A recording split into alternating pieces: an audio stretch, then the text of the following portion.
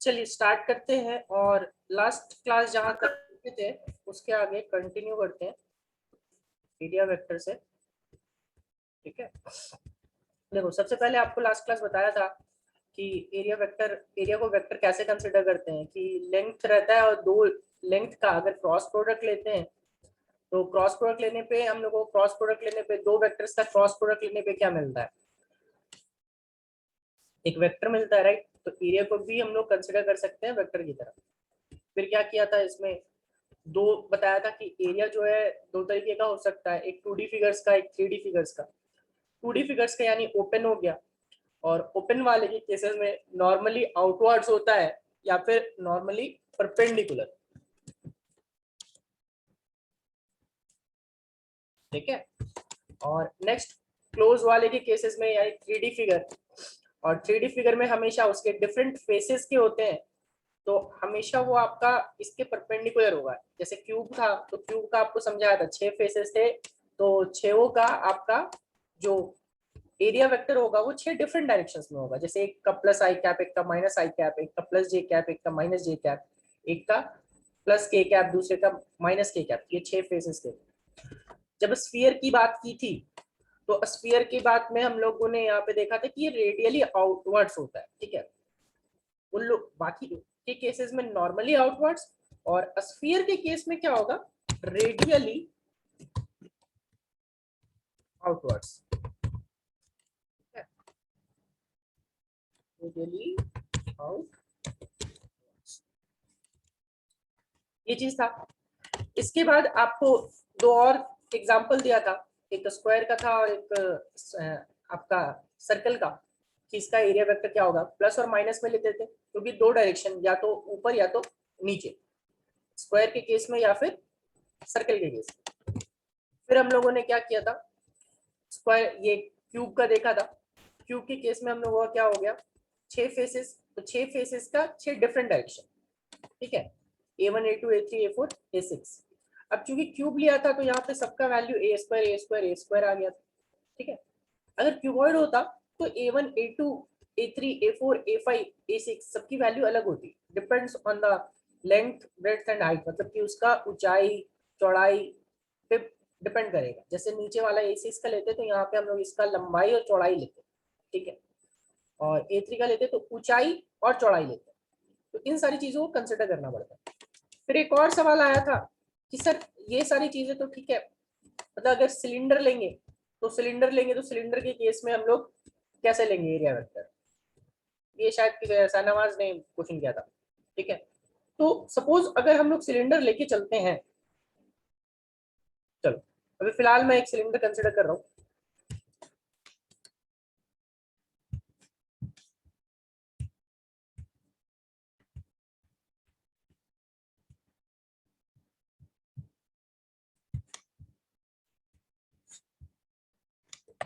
देखो यहाँ पे इसको ले लिया, और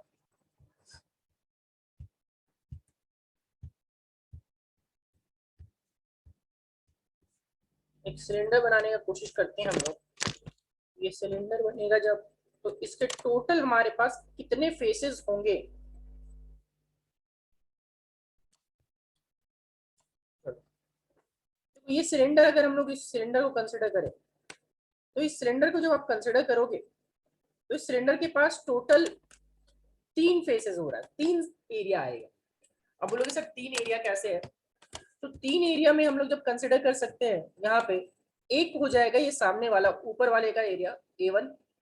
ठीक है, दूसरा हो जाएगा आपका ये वाला एरिया A2, और तीसरा हो जाएगा उसका कर्व्ड सरफेस एरिया, जो उसका मुड़ा हुआ पार्ट है, किसी भी सिलेंडर का जो चारों तरफ का पार्ट है। ठीक है, मुड़ा हुआ पार्ट है, उसको हम लोग लेके चलेंगे A3। और A1 और A2 जो है उसका तो सर्किल के अकॉर्डिंग ही होगा। ठीक है, अगर ये सिलेंडर ऐसा है तो उसका सर्किल के अकॉर्डिंग ही होगा। मतलब कि A1 की वैल्यू आपको, अगर सर्किल मान लो ये रेडियस है इसका R, मान लो इसका रेडियस दिया हुआ है आपको। ठीक है, सिलेंडर का रेडियस कितना है, R दिया हुआ है। ठीक है, तो A1 की वैल्यू आप लोग बताओगे कि A1 वेक्टर कितना हो जाएगा, आप लोग बताइए कि A1 वेक्टर की वैल्यू कितनी होगी।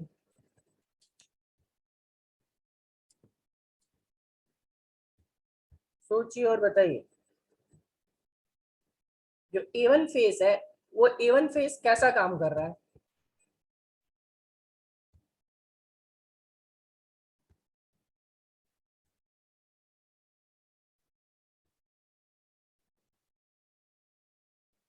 एक पायर स्क्वायर आई कैप, पायर स्क्वायर आई कैप, पायर स्क्वायर आई कैप, और बाकी लोग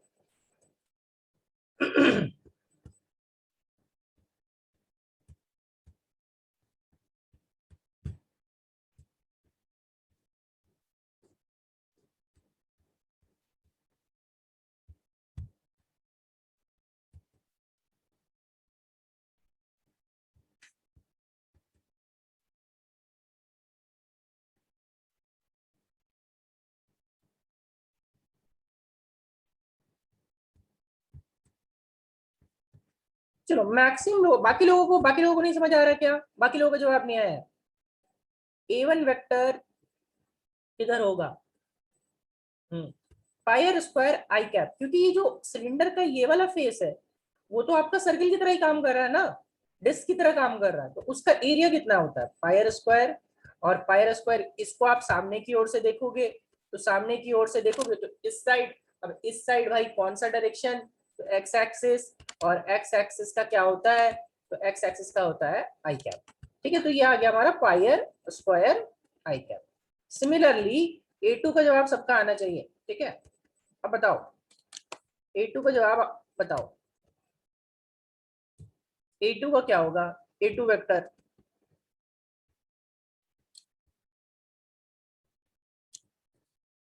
बस थोड़ी सी चीजें चेंज होंगी। Pi r square minus i cap, ठीक है, pi r square minus i cap. हाँ yes exactly, pi r square minus i cap, क्योंकि डायरेक्शन जो होगा वो चेंज हो जाएगा, एरिया की वैल्यू वही रहेगी और डायरेक्शन जो होगा वो चेंज होगा, तो pier square minus i cap, right. अब बातें बचती है A3 वाले की। तो A3 वाला का जब हम बात करेंगे, यहां सबसे कॉम्प्लिकेटेड चीज इस तीनों में A3 है, बट A3 का कर्व सरफेस एरिया का, ठीक है, अब उसका कर्व सरफेस एरिया तो कर्व्ड है, तो कर्व का हर डायरेक्शन अलग अलग होगा। अब बोलोगे सर कैसे ये चीज, तो अगर मैं इस हाथ को समझू, अगर आप किसी भी चीज को आप लोगे यहाँ पे, मान लो मैं इसी सिलेंडर को एक तरीके और से बनाता हूँ, ये देखो, ये एक और सिलेंडर को बनाने का हमारा तरीका हो गया। ठीक है, इस सिलेंडर का, इसमें बेस आपका छुपा हुआ है, टॉप आपको दिख रहा है, बेस आपका छुपा हुआ है, और कर्व सरफेस आपको दिख रहा होगा इस वाले सिलेंडर में, ब्लू वाले में आपको कर्व सरफेस, ये देखो कर्व्ड सरफेस जो है ये दिख रहा होगा। तो ऐसे केसेस में क्या होता है ना कि जो एरिया वेक्टर होता है ये कर्व सरफेस का, ये हमेशा इस पे नॉर्मली आउटवर्ड्स होता है, ये आप यहाँ की वैल्यू लोगे तो ये आउटवर्ड जाएगा, फिर इस पे अगर यहाँ पे लोगे तो ये परपेंडिकुलर, बस सामने से परपेंडिकुलर होना चाहिए हर केस में। ये जो सरफेस है इस सरफेस से कितना बनाना चाहिए, 90 डिग्री हमेशा। ये देखो हमेशा ये सरफेस से कितना बनाएगा, 90 डिग्री बनाएगा। ठीक है, is it clear to everyone, क्या ये सबको क्लियर है, ये 2D फिगर है बट सबको समझ में आना चाहिए, ये सरफेस से हमेशा क्या बनाना चाहिए, 90 डिग्री। क्या ये 3D में सब अज्यूम कर पा रहे हैं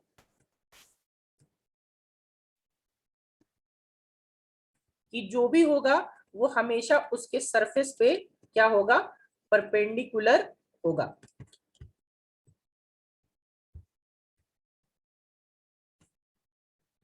जो लोग ये 3D में अज्यूम कर पा रहे हैं, जिनको ये चीज क्लियर है, मोर में जाइए, मोर में यस का ऑप्शन होगा, यस वहां से कीजिए, चैट में यस और नो नहीं करना। मोर जाइए, मोर में ऑप्शन होगा आपके पास यस और नो करने का। ठीक है, तो ये था हमारा सिलेंडर, चलो मैक्सिमम 32-33 लोगों को क्लियर है, चलो ठीक ओके। तो ये हमारा केस है सिलेंडर के लिए। ठीक है, तो ऐसे भी किसी भी का भी आप किसी का भी कंसिडर कर सकते हो। ठीक है, अब ये था एरिया के बारे में कि एरिया हमने वेक्टर कंसिडर कर लिया। ठीक है, बट अभी थोड़ी थोड़ी सी चीजें और हम लोग को एरिया के बारे में देखनी है जो बहुत ज्यादा यूज करने वाले हैं हम लोग, वो हम लोग स्फीयर को यूज करने वाले हैं, ठीक है।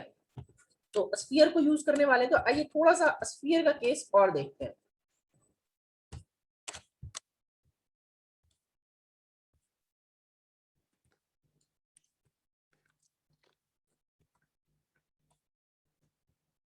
अच्छा चलो, आप लोगों से एक सवाल, अब वो आइसक्रीम जब खाते हो, तो आइसक्रीम खाते हो तो ये चीज देखे हो कि स्कूप्स निकालता है वो ऐसे चम्मच से? नहीं? कितने लोग ये चीज नोटिस किए हैं कि स्कूप्स, छोटा छोटा स्कूप्स करके निकालेगा? वो गोला सा ऐसा होता है ना छोटा सा निकालने के लिए, अब उसको निकालते हैं हम लोग वहां से। और उसको निकालने के बाद एक बात बताओ कि वैसे वैसे अगर मैं कंप्लीट स्कूप्स मिला दूं, ठीक है, ये छोटा छोटा मैं एरिया निकालता हूं, अगर यहाँ से मान लो ये छोटा एरिया, अब ये छोटा एरिया, एक मैंने यहाँ पे एक गोला रखा हुआ है, और ये गोला रखा हुआ है, और यहाँ पे इसका एरिया जो है वो डीएस है। तो अगर मैं बात करूं कि इसका टोटल सरफेस एरिया, तो ये छोटा वाला एरिया जो है, इस छोटा वाला एरिया को आप कंसिडर करोगे तो इसका एरिया वेक्टर इधर आएगा, राइट।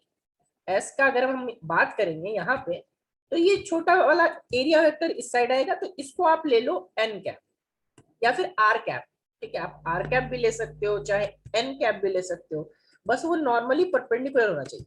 और इस छोटे वाले एरिया की वैल्यू कितनी है? तो डीएस है। अच्छा आप लोग बताओ कि अगर ऐसे ऐसे डीएस, बहुत सारे डीएस अगर हम लोग मिला दें, तो ये टोटल एरिया कितना होगा? मेरी बात को समझना कि अगर ऐसा डीएस हम लोग बहुत सारा जी, एक डीएस यहाँ पे एन कैप लिया, दूसरा डीएस यहाँ पे भी ले सकते हो आप, आपको जहां पे भी मन करे आप ले सकते हो, ये यहाँ पे आप ऐसे करके ये एन कैप ले लोगे, ठीक है। ये वैल्यू कितनी? एन कैप, और इसकी वैल्यू कितनी? डीएस। तो ऐसा ऐसा अगर हम लोग बहुत सारा डीएस, इसके सरफेस पे जितने डीएस है वो सारा हम लोग मिला दे, तो टोटल एरिया कितना होगा? आशीष ने बोला pier square, Priyanshu 3 pier square, और बाकी लोग कोई? n times of pier square, n cap नहीं, n टाइम्स जितने स्कूप्स निकलेंगे, मैं सिर्फ सरफेस एरिया की बात कर रहा हूँ, ठीक है। 2 पायर स्क्वायर। अच्छा, क्या कंप्लीट सरफेस एरिया नहीं आ जाएगा?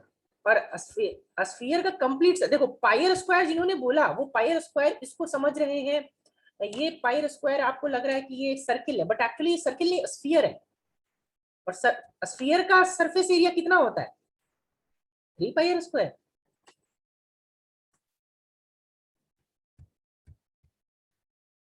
जो लोग 3 पायर स्क्वायर बोल रहे हैं, आप लोग बताओगे मुझे 3 पायर स्क्वायर कैसे बोल रहे हो? क्या स्फीयर का सरफेस एरिया 3 पाई स्क्वायर होता है?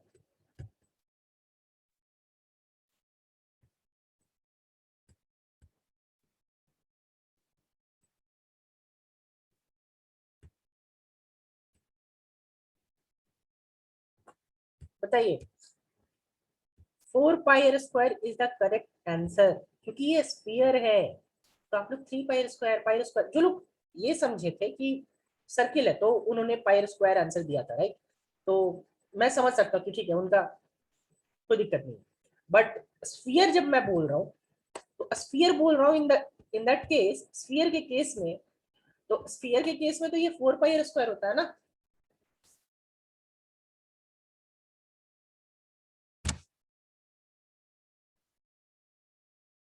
तो स्फीयर के केस में देखो, हम लोग ऐसा काम कर सकते हैं कि इसको थोड़ा सा अगर वेक्टर के फॉर्म में लिखना है, राइट। अब यहाँ पे आप क्या लिखोगे? एस वेक्टर, एस यानी complete, complete vector will be integration of, ठीक है, DS vector, integration of DS vector. ध्यान रखना इस बात को। अब डीएस वेक्टर के जब इंटीग्रेशन करेंगे, तो डीएस वेक्टर की वैल्यू कितनी होती है? तो एस वेक्टर जब आप लोगे, तो S vector will be integration of DS vector. तो डीएस वेक्टर की वैल्यू कितनी थी? DS into N cap. अब बोलोगे sir DS into N cap कैसे लिख दिए? तो याद करो, वेक्टर को रिप्रेजेंट करने का दो तरीका। वेक्टर को रिप्रेजेंट करने के लिए दो चीजें चाहिए, एक मैग्नीट्यूड और एक क्या चाहिए? एक मैग्नीट्यूड और एक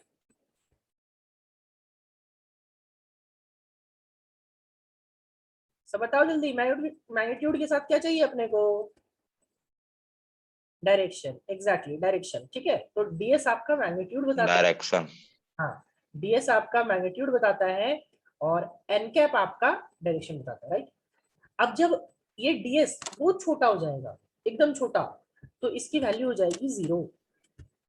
और अगर कंप्लीट ले लेंगे तो इसका हो जाएगा 4πr²। तो किसी भी स्फीयर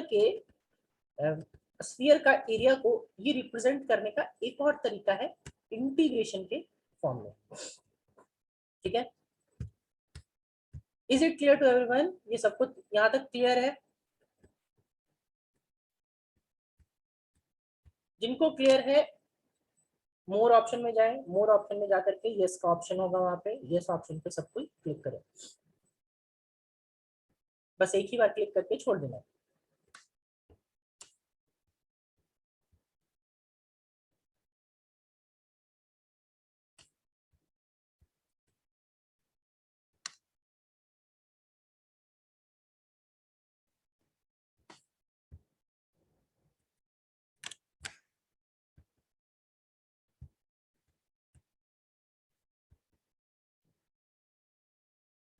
चलो ओके, अब थोड़ा सा आगे बढ़ते हैं और अब हम लोग आते हैं एक नया क्वांटिटी के बारे में बात करेंगे, इलेक्ट्रिक फ्लक्स। ठीक है,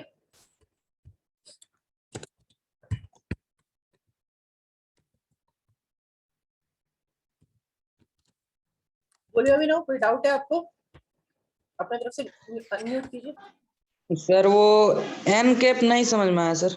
एन कैप का मतलब डायरेक्शन जो होगा वो रेडियली आउटवर्ड्स होगा, रेडियस के डायरेक्शन में डायरेक्शन होगा। ठीक है, N cap is a unit vector in the direction of radius. यहाँ पे मैं लिख देता हूँ। अभी क्लियर? Yes sir. चलो mute.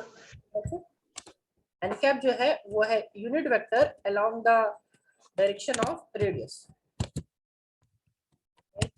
Vector along direction of radius। आप इसको आर कैप भी ले सकते हो, बहुत सारी किताब में आर कैप भी लिया हुआ है। ठीक है, तो उसके लिए आप जरूरत मतलब कि कंफ्यूज नहीं होना, एन कैप की जगह आपको कहीं पे आर कैप दिख जाएगा।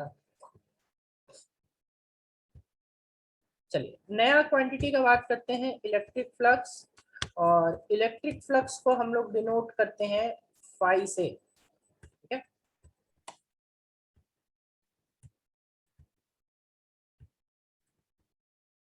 चलो अब इलेक्ट्रिक फ्लक्स के हम लोग डिनोट करेंगे फाई से। होता क्या, इलेक्ट्रिक फ्लक्स दो तरीके से डिफाइन करूंगा, एक जो जनरल डेफिनेशन है वो, और दूसरा जो हमारा होगा वो हम लोगों का होगा mathematical definition.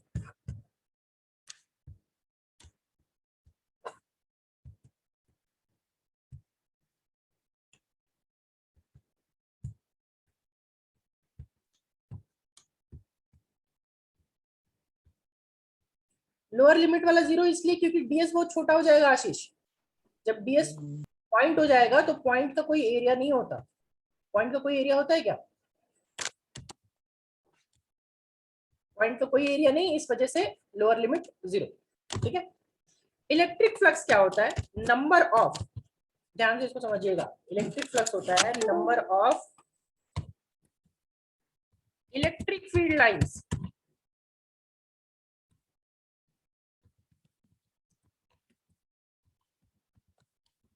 passing through an area, passing through an area in electric field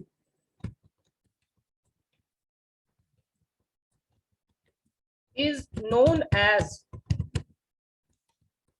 electric flux। ठीक है, देखो कहीं भी अगर आप इलेक्ट्रिक फील्ड को कंसिडर कर रहे हो तो इलेक्ट्रिक फील्ड को कंसिडर कर रहे हो तो इलेक्ट्रिक फील्ड जहां होगा वहां इलेक्ट्रिक फील्ड लाइंस भी होंगे, राइट। अब इलेक्ट्रिक फील्ड जहां होगा इलेक्ट्रिक फील्ड लाइंस भी होंगे, और उसमें किसी एक पार्टिकुलर एरिया को हम लोग कंसिडर करते हैं। ठीक है, अब जैसे मान लो यहाँ पे हमने एक इलेक्ट्रिक फील्ड लिया, कोई भी एक नॉर्मल इलेक्ट्रिक फील्ड लिया, मैं ले रहा हूँ एग्जांपल के तौर पे, ये आ रहा है आपका और ये बहुत सारे इलेक्ट्रिक फील्ड लाइंस है। याद करो इलेक्ट्रिक फील्ड लाइंस बताया था, इलेक्ट्रिक फील्ड लाइंस ऐसे इमेजिनरी लाइंस होते हैं जो इलेक्ट्रिक फील्ड का डायरेक्शन बताता है, ठीक है। तो यहाँ पे बहुत सारे इलेक्ट्रिक फील्ड लाइंस मैंने बनाया, कंसिडर किया कि हाँ ऐसा ऐसा इलेक्ट्रिक फील्ड लाइंस होगा। अब इस जगह से आप कोई भी एरिया कंसिडर कर लो और उस एरिया में जितने इलेक्ट्रिक फील्ड लाइंस होंगे, count of electric field lines, उसी को हम लोग बोलेंगे क्या, इलेक्ट्रिक फ्लक्स। जैसे देखो अगर मैं सिर्फ इस एरिया की बात करूं, इस एरिया की, ये मान लो एरिया है हमारा A1, तो यहां से इससे कितने इलेक्ट्रिक फील्ड लाइंस पास हो रहे बताओ, तो आप ही लोग बताओ। अगर मैं सिर्फ इस स्मॉल सर्किल की बात करूं तो इस स्मॉल सर्किल से कितने इलेक्ट्रिक फील्ड लाइंस पास हो रहे हैं?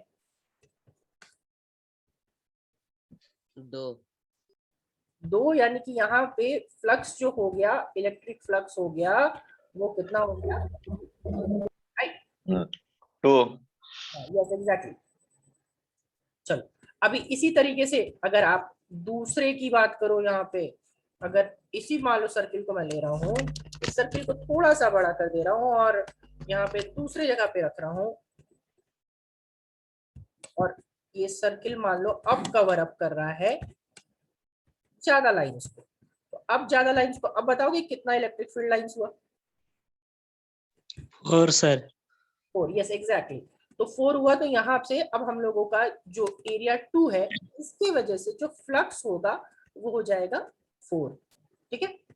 तो मतलब कि एक पार्टिकुलर एरिया से जितने इलेक्ट्रिक फील्ड लाइंस पास करे, एक पार्टिकुलर एरिया से इलेक्ट्रिक फील्ड में जितने इलेक्ट्रिक फील्ड लाइंस पास करे, उसी को हम लोग बोलेंगे इलेक्ट्रिक फ्लक्स, ठीक है। तो ये तो हो गया भाई जनरल डेफिनेशन कि हाँ ठीक है सर, एक नंबर ऑफ लाइंस हमने काउंट कर लिया, बट एक्चुअली तो हम लोग नंबर ऑफ लाइंस काउंट कर नहीं सकते क्योंकि वो तो इमेजिनरी है, ठीक है। तो इसके लिए हमें एक मैथमेटिकल डेफिनेशन चाहिए, तो मैथमेटिकल डेफिनेशन चाहिए, तो मैथमेटिकल डेफिनेशन क्या बोलता है, अब तो इलेक्ट्रिक फील्ड है वो भी दो तरीके का है, एक कांस्टेंट, दूसरा वेरिएबल। कांस्टेंट यानी जिसकी वैल्यू चेंज नहीं होती है, वेरिएबल यानी जिसकी वैल्यू चेंज होती है, ठीक है।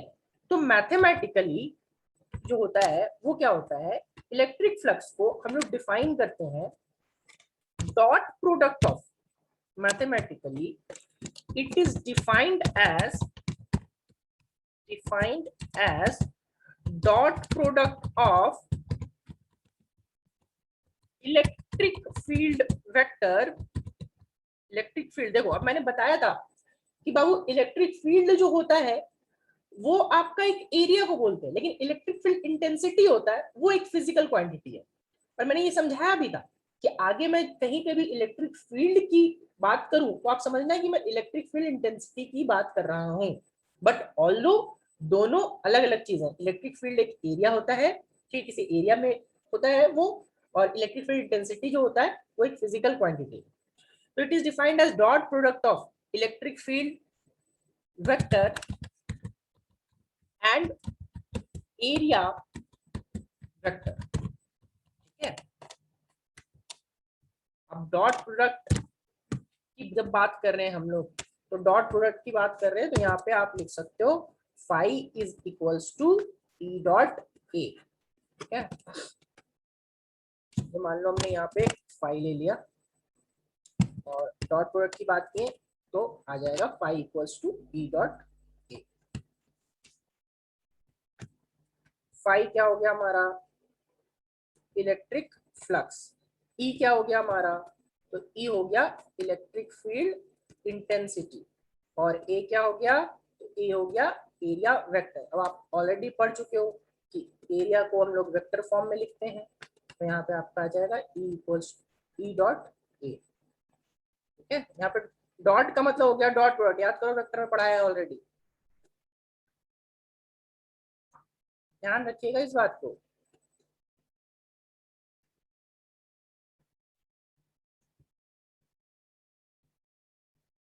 ठीक है, तो ये हो गया मैथमेटिकल डेफिनेशन।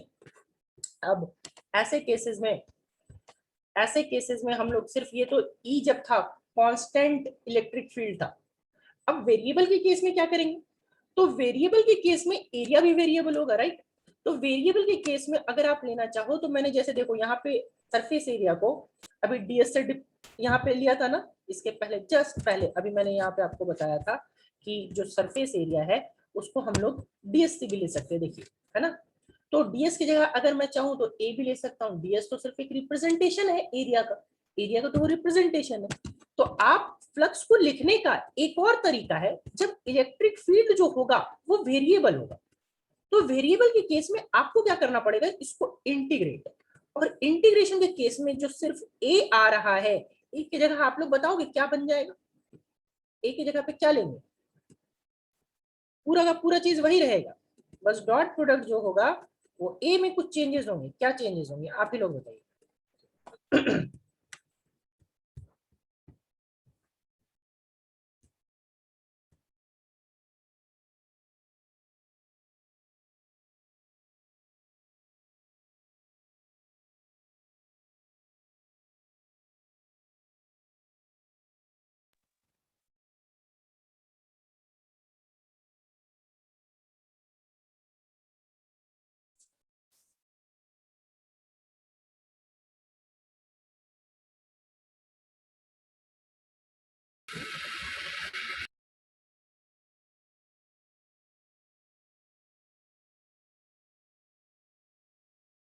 अच्छा मेरा ही म्यूट हो गया, अभी आवाज आ रहा है सबको? चलो ठीक है। डॉट प्रोडक्ट मतलब कि डॉट प्रोडक्ट दो तरीके से रिप्रेजेंट कर लिए। एक रिप्रेजेंट कर लिया हम लोग किस तरीके से, एक हो गया आपका जब इलेक्ट्रिक फील्ड कांस्टेंट होगा, तो कांस्टेंट होगा तो डायरेक्ट आपका हम लोग क्या निकाल लेंगे, डॉट प्रोडक्ट, जिसका तरीका क्या है ई डॉट ए। और जब एरिया आपका इलेक्ट्रिक फील्ड वेरिएबल होगा, डिफरेंट एरिया पे अलग अलग एरिया पे अलग अलग इलेक्ट्रिक फील्ड होगी वैल्यू की, तो उस केस में हम लोग डायरेक्ट कंसिडर नहीं करेंगे, उस समय हम लोगों को इंटीग्रेशन कंसिडर करना पड़ेगा। जो अभी मैंने रिप्रेजेंट करने का आपको तरीका इसीलिए बताया था पहले, इसके जस्ट अभी पहले क्या बताया था कि यहाँ सरफेस एरिया जब हम लोग का अलग अलग जगह पे अलग अलग इलेक्ट्रिक फील्ड होगा, तो डीएस के टर्म्स में सरफेस एरिया को डीएस के टर्म्स में कंसिडर करते हैं, ठीक है। और डीएस के टर्म्स में कंसिडर करते हैं तो आप एस लो या ए लो कोई फर्क नहीं पड़ता। यहाँ पे भी आप ए की जगह पे आप लिख सकते हो एस, ई डॉट एस भी लिख सकते हो, बस वहां पे आपको लिखना होगा कि एस वेक्टर जो है वो क्या है, आपका S vector is area vector. यहाँ पे भी आपको ई डॉट डीएस भी लिख सकते हो, डीएस को लिखना होगा DS vector is area vector, right.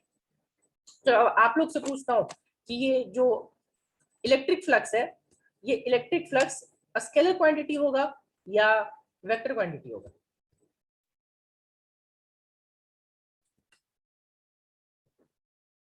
बताइए, सोच के बोलो। मुनमुन वेक्टर, क्या vector, Rishikesh vector, Ashwini scalar, Priyanshu scalar, और कौन कौन बोल रहे हैं वेक्टर? अरे नालायको, जो लोग वेक्टर बोल रहे हो फ्लक्स को, मुझे एक बात बताओ, डॉट प्रोडक्ट जो होता था इसी का नाम स्केलर प्रोडक्ट नहीं था? हाँ, डॉट प्रोडक्ट का ही नाम क्या था, स्केलर प्रोडक्ट। तो फिर आप वेक्टर कैसे बोल रहे हो? याद करो, दो वेक्टर का मल्टीप्लीकेशन यानी दो वेक्टर का मल्टीप्लीकेशन करने का दो तरीका, एक स्केलर वाला और एक वेक्टर वाला। डॉट प्रोडक्ट यानी कि स्केलर क्वांटिटी, और क्रॉस प्रोडक्ट यानी वेक्टर क्वांटिटी, राइट। तो electric flux will be scalar quantity. Is it clear to everyone?